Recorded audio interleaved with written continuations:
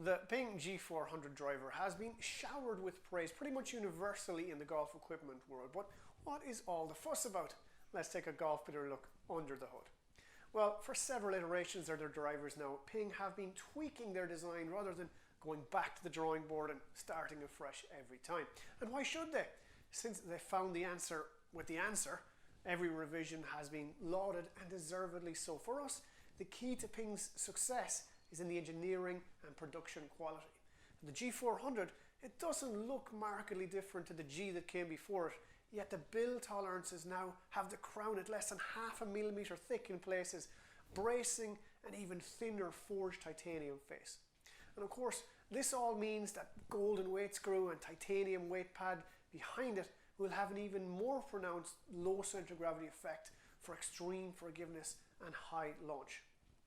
Now, the turbators and dots on the crown and the vortex slot might be cool, but in fairness are largely cosmetic. But there's no arguing that reducing the head size to 445cc will result in faster swings and thus faster ball speeds off that incredibly thin and springy titanium face. You do also have the next generation trajectory tuning 2.0 adjustable hosel to play with loft and spin on the range to get your G400 really dialed into your liking. As before, there's a couple of different variants of the G400 driver. If you tend to slice or lose the ball to the right, the SF Tech or straight flight technology version of the G400, where the tungsten weight is more in the heel and the swing weight lightened to help it square more in the strike, is hugely popular and might be for you. Also available is the LS Tech or low spin version, where the tungsten weight is moved forward in front of the gold screw to reduce spin by something in the region of 300 RPM.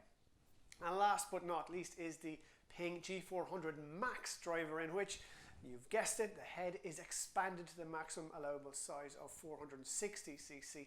Everything else is pretty much the same as in the G400, except that in the G400 Max, the tungsten weight pad is twice as heavy. Yes, that will slow the head down aerodynamically in the swing, but the moment of inertia or resistance to twist benefits are appreciable, and it's a happy trade-off.